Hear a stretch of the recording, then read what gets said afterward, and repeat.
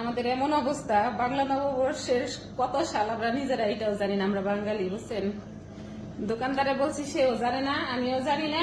তাই বাংলা নববর্ষ 32 সালটা আমি লিখতেও পারি না। বাঙালি। হ্যাঁ, 1432 সাল পরে ক্যালেন্ডারে দেখলাম আর কি। হ্যাঁ, দাও। শুভ নববর্ষ। তুমি কাটবা? কাটো। শুভ নববর্ষ। হ্যাপি শুভ নববর্ষ।